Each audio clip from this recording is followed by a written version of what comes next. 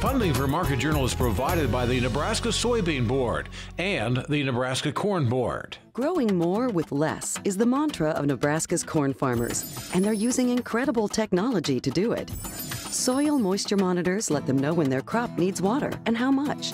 GPS systems eliminate overlaps in the field, saving fuel and money. New hybrids reduce the use of pesticides and increase yields. When you're talking new technology and innovation, Nebraska corn farmers are all ears. Nebraska's family corn farmers, sustaining innovation.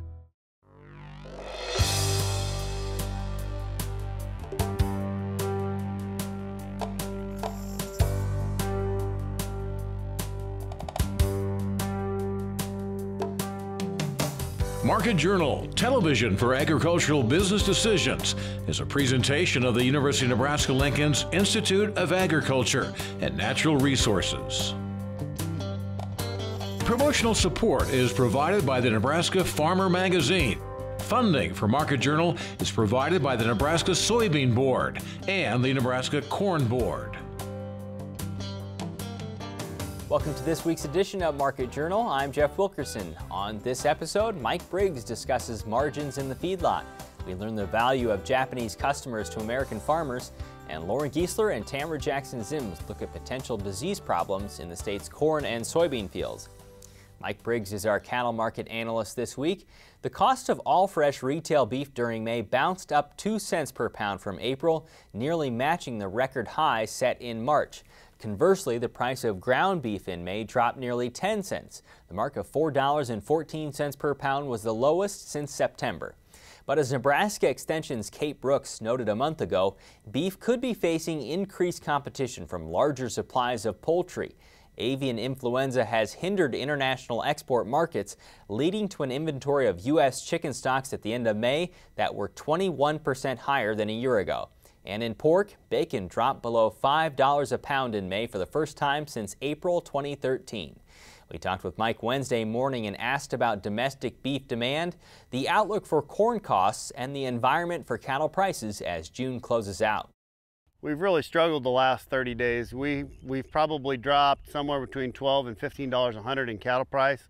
You know, we were kind of in that 255 to 57 for quite a few weeks, and now we dropped all the way back to 239 last week at times. We're getting to our summer low. Now, maybe we're getting to our summer low earlier than normal, but the fact that we're even doing it is a little perplexing. You've got, you know, slaughter is down considerably, beef supplies are down, and yet we can't seem to support our product very well. Does that mean that this is a seasonal decline? I think it is a seasonal decline, but it is surprising to everybody. I think it's even surprising to packers because they had a real fear that there weren't going to be enough cattle out here. But since demand is not very good, now having said that, I'm kind of talking on both sides of my mouth. We've seen beef increase every day this week and several days last week, so that the packer is really making some money right now, which he hasn't had much of a chance, but it's kind of one of those deals he doesn't need to take it all at once. But it's really a perplexing deal right now because there aren't a lot of fat cattle around, and yet we're not really able to move the beef like we would like to. Demand's kind of a mile wide and an inch deep, it seems like. Where are margins right now in the feedlot? Not very good, because a lot of the cattle that are going right now are some of your highest price break-evens of the year. And so, you know, if you're 239, 240, you're kind of like a 150 market. Mm-hmm. And you probably have 156 to 162 type break-even, so you're getting your nose bladed a little bit. It's not very much fun. Last time in May we talked about maybe there was some pent-up demand. Do you still think that hit, or did that not come to fruition? It seems like that was another deal where it was a mile wide and an inch deep, because we did get some demand there for a couple of weeks early in May, and then this thing just kind of started to roll on top of itself because there's just not enough there. You know, competing meats, pork and chicken, my God, pork's almost free, I think. So I think that is hurting us. Yet once again, perplexing deal, you've got gas cheaper than last year. You've got an economy that's allegedly better, and yet we're losing demand for our product, and it's not as high priced as it was last year. We are seeing some reprieve in certain categories of beef. Do you think that's consumer driven, or is it supply driven? I really kind of think it's supply driven of certain cuts of meat, because as we know, this is hamburger nation. And I think retailers have figured that out too, and so that's where they've started to make some of their margin, and they've left that high, because that's one thing that last year we saw for sure, that there was just unrelenting demand for hamburger.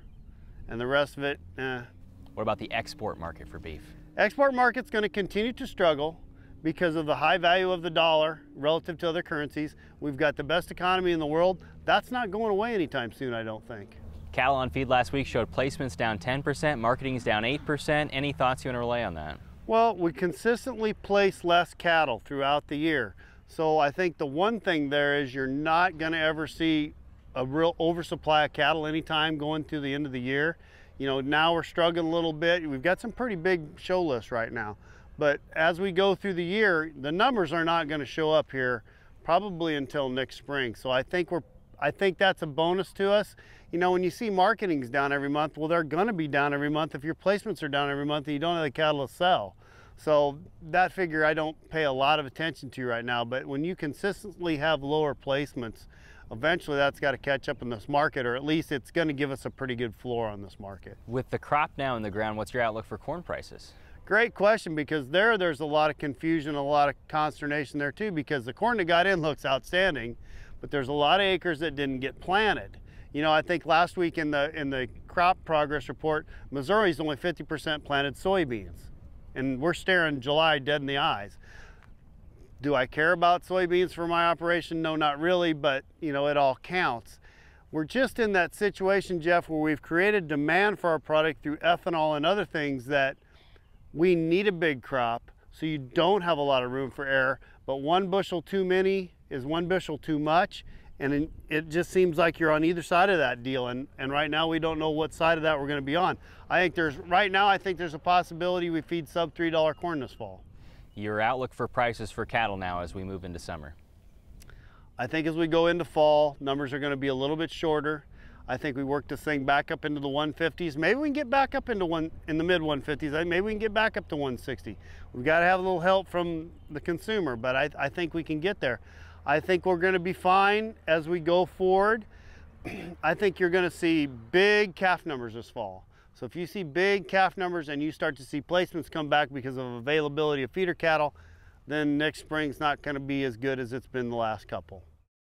Next week, Luke Beckman from Central Valley Ag will join us to look at the USDA's reports on acreage and quarterly grain stocks. University of Missouri Extension economist Ron Plain will also be with us to analyze the agency's quarterly hogs and pigs report. There was movement in Washington, D.C. this week on Trade Promotion Authority, a measure we told you about in last week's episode of Market Journal. Those efforts are key to the other issue we covered last week, the Trans-Pacific Partnership. That agreement could help lessen the stiff tariffs countries like Japan impose on U.S. ag goods. As we told you previously, Nebraska farmers send more of their pork and beef to Japan than any other country in the world. During our visit there in late April, we talked with the USDA's David Miller at the U.S. Embassy in Tokyo to learn why that market is key to U.S. agriculture and to find out how it could change if trade barriers are reduced. Well, Japan is an excellent market for U.S. agriculture, and it has been for many years. We've been investing in the market in Japan. Japanese people like American food products, U.S. agricultural products. We have spent a lot of effort cultivating the market here. It's a great market for many of our commodities. This market is it's just a little shy of $15 billion exports last year. So even though the exchange rate has moved against us a bit, we've had West Coast port problems, it still has been a very good year for us. The Japanese are very loyal customers, and the per capita consumption of Japanese consumers of American agricultural products is very high. If you compare it to other countries, the Japanese per person consumes about $115 a year per person of American agricultural products. You compare that to China, it's about $18 per person. If you compare it to India, it's about 75 cents per person. So the Japanese individual consumer is very dedicated to purchasing American agricultural products. Why? Because they're good, they're safe, they're price competitive. We're reliable suppliers. We get them the product in a timely fashion. They trust us. And we've worked, very closely with the Japanese government, Japanese companies, Japanese chefs, the whole gamut of people involved in food business. We invite them to the United States, and we show them where we grow our crops and where we raise our animals, and we send American producers here regularly. I mean, the state of Nebraska sends a lot of people here quite regularly. Iowa sends people out here, Washington, Oregon, California.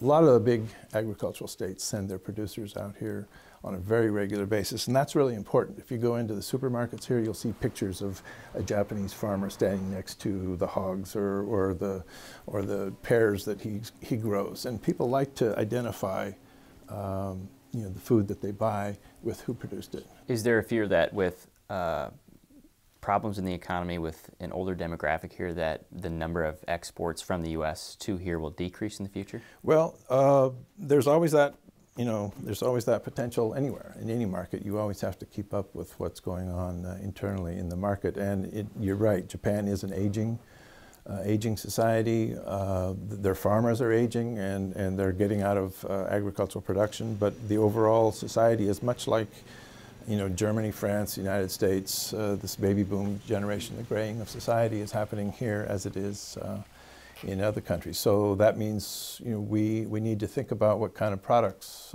we will sell, and all of the commodity groups are looking at how how their particular product is good for the the senior citizens, or they're saying now that more protein is what seniors need to be eating. So this is maybe something for our pork and our beef industries can talk about, increasing consumption of high quality beef or pork. Can you describe the barriers to trade that exist between the U.S. and Japan related to agriculture? And when it comes to barriers, there are many, and they go back many years, and therefore they're difficult to eliminate. First of all, you've got tariffs that are rather high when it comes to agricultural products. I think the average tariff of an agricultural product in Japan is about 19%. In the United States, it's just a little over 5%. And then you have very high extremes like rice, which is over 700%. So there's the high tariff barrier that is something that we're working on currently. And then you've also got very convoluted regulations, such as in pork, you've got something called a gate price, which is a very complex way where you have to put together a container of products such that you hit like an average price. So you put high value and low value product together to come out so the average is such that you minimize the tariff. So there's convoluted things like that. There are markups that are also an addition to the tariff that's not so transparent. There are tariff rate quotas in dairy products that are very complicated, and certain end-use restrictions, like you can only use this dairy product in the school lunch program or for infant feeding. There's a lot of regulations that make it very complex and difficult for our suppliers to take advantage of. But those are things that we've been working on for many years, and we continue to work on in negotiations. Would there be a big shift if those tariffs were reduced? Oh, definitely, yes. In the area of beef and pork, if those tariffs come down, and we fully expect they will, you're going to see improvements in our ability to export here.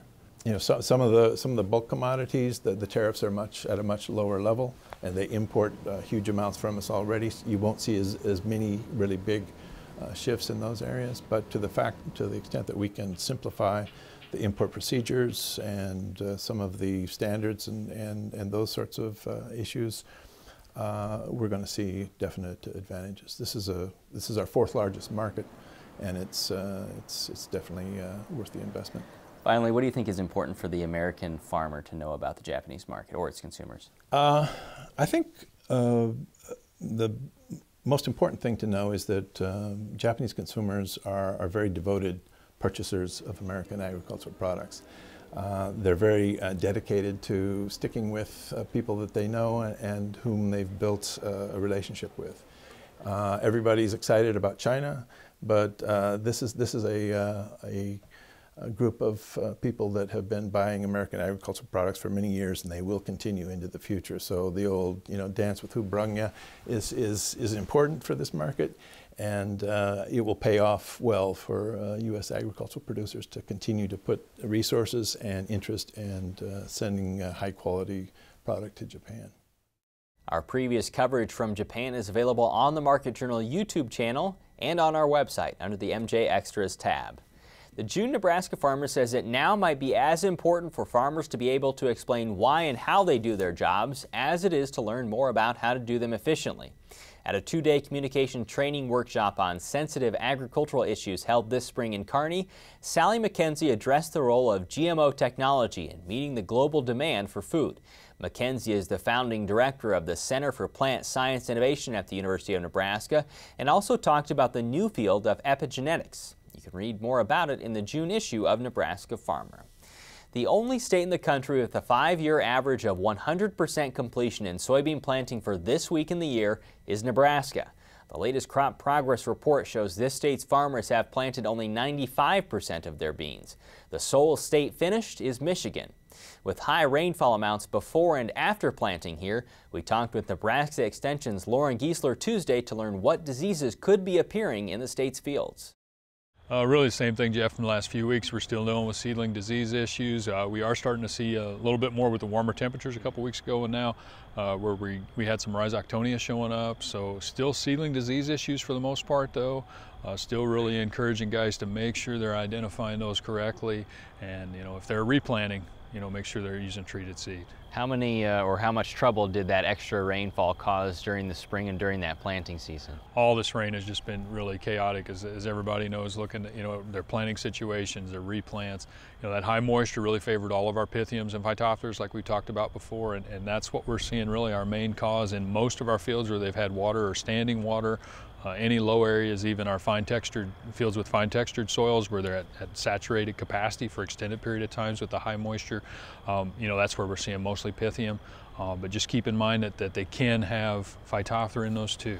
The grower goes out to the field to scout. What do they need to look for in plants to find trouble? Well, the biggest thing is they're going to see uneven stands, and they're going to see some changes in the plants as far as height. With that, a lot of times they're going to see dead plants. If they're seeing dead plants or plants that have died after emergence, that's where it's critical to look at those stems and see if they have that dark discoloration at the base of the plant working its way up. That's going to be phytophthora.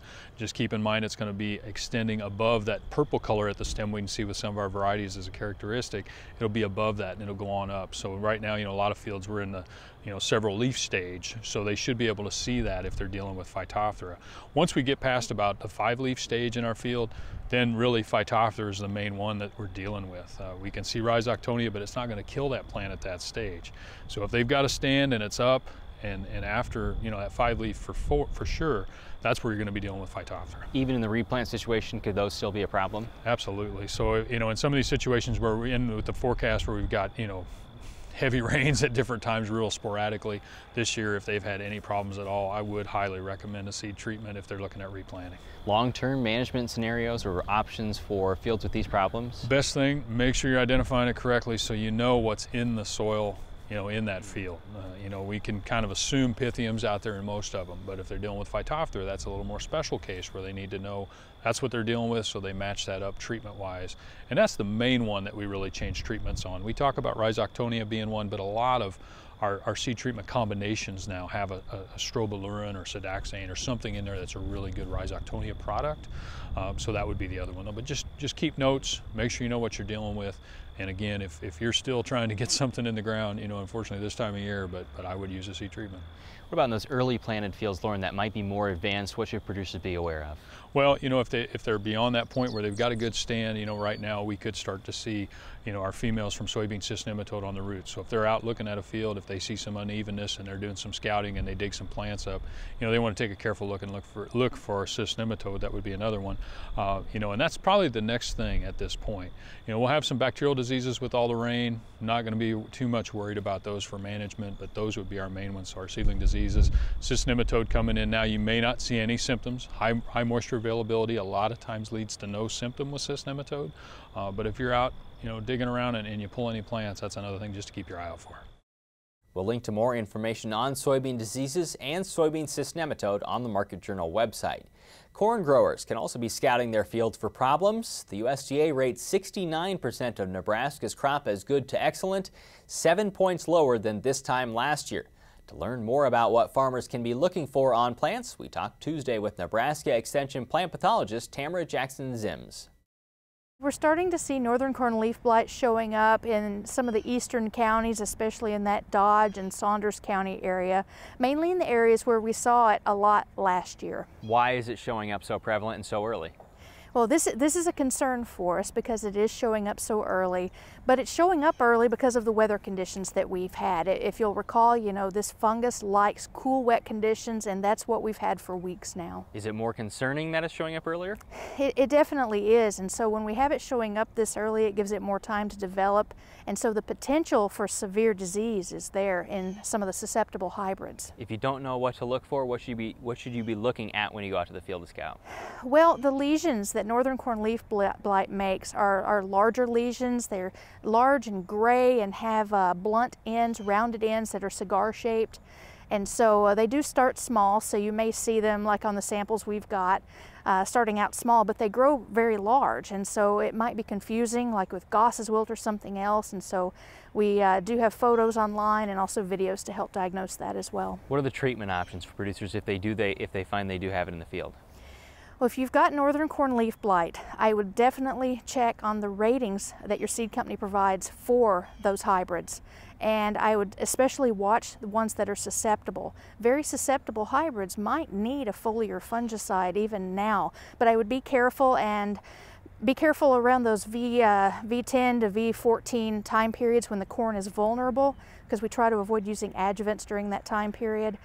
But it's something you'll have to monitor throughout the season, and as long as the conditions are favorable, this could become severe in susceptible hybrids and in high-risk situations where we've got a lot of residue, maybe some no-till. If you've had it before, does that lead you to say maybe you should treat it this time? It definitely increases your risk, and so in those areas I would definitely watch closer. All right, anthracnose leaf blight is one other thing you've written about on the Crop Watch website. Tell me about that. Well, anthracnose, also caused by another fungus that's in the residue. And this one's very common. We see a little bit about every year, and it's not uncommon to see it early in the season like we are. But normally it doesn't cause a big problem for us. It doesn't usually require treating, and so usually the corn grows out of it. And you may see it late season as a stalk rot or a top dieback. Any other bacterial diseases that are showing up?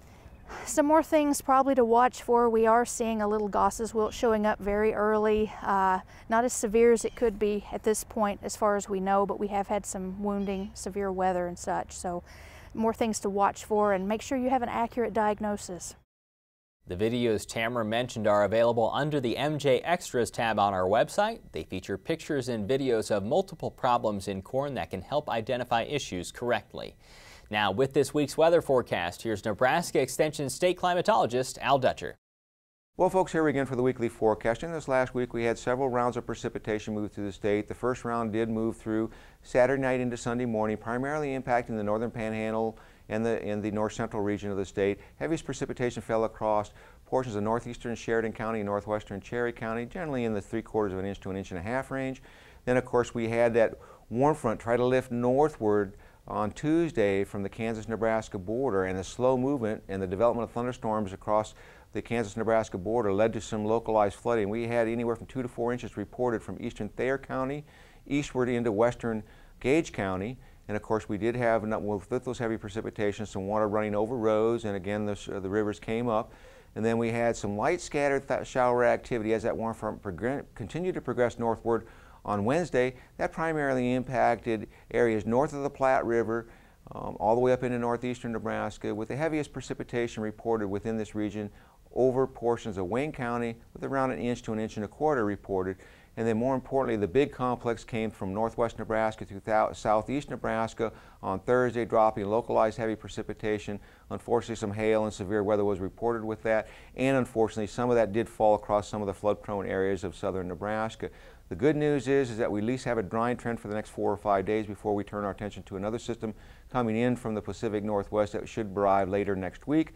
So let's take a look at the upper air models and see what we have in store. Here's that high pressure system that's firmly entrenched. It's going to stay in this region for about 4 days, holding off any precipitation moving in from the western United States and impacting Nebraska. All the focus will be to our east with this upper air trough, looking like heavy precipitation from Ohio into Pennsylvania and New York for the next 3 or 4 days. Total accumulation, we could be easily looking at 4 to 6 inches in some of these regions. As we go into tomorrow, what we are going to notice is this trough remains in place. Anything that comes on the back side of this will primarily impact Iowa and points to the east. There is just a slight chance for shower activity across extreme northeastern Nebraska, but I wouldn't hold much hope for any substantial moisture at this point in time. As we get into the day Monday, this high pressure system actually tries to push a little bit farther toward the east, bringing in some warmer air from the western part of the state into eastern Nebraska. But again, it doesn't look like we'll be dealing with any precipitation as it remains to our east. As we get into Tuesday, now this system starts to move toward the southwest and kind of expand out in response to a trough moving into the Pacific Northwest. So we will see the warm temperatures pushing in towards eastern Nebraska, but the precipitation will remain to our north. More importantly, as we get into Wednesday, this trough will start to swing its way southward during the afternoon hours, and we should see some precipitation breaking out during the evening hours across northern Nebraska, and some of that will start to move its way toward the southeast toward Thursday morning. And by Thursday, we will be looking at most eastern Nebraska in scattered showers and thunderstorms. Much cooler conditions as this cold air pushes in, and then we will be looking at a drying trend on Friday as cold air remains in place, and that should hold through the 4th of July. Let's take a look at the temperatures. We are looking at warmest conditions west, coolest conditions east, scattered thunderstorms more likely as we move toward the later part of next week. 8 to 14 day forecast indicates the cool conditions will continue, and there will be an increase in moisture as the monsoon starts to kick in from the southwest. Thanks, Al. Today's interviews are available on the Market Journal website and through the Market Journal mobile app. They include information on cattle markets, Japanese consumption of American ag goods, and disease issues in Nebraska's corn and soybean fields. As always, you can keep up with Market Journal during the week by following us on Twitter, Instagram, and Facebook. Next week, Luke Beckman will analyze grain markets, and Ron Plain will look at hog markets. Until then, thanks for watching. I'm Jeff Wilkerson. We'll see you next week. Join Market Journal online at marketjournal.unl.edu. You can also follow us on Twitter, Instagram, and Facebook.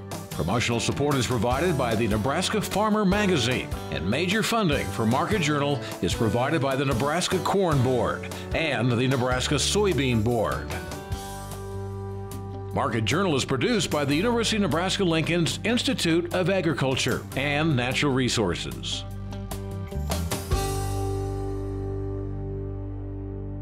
Funding for Market Journal is provided by the Nebraska Corn Board and the Nebraska Soybean Board. Animal agriculture is vital to Nebraska. Livestock production not only contributes to our food supply, but also helps our rural communities. Livestock provides revenue for schools, creates jobs, supports Main Street, and enhances the future for farm families. The Nebraska Soybean Board's Animal Agriculture Initiative works to encourage growth of responsible livestock enterprises to benefit agriculture and Nebraska.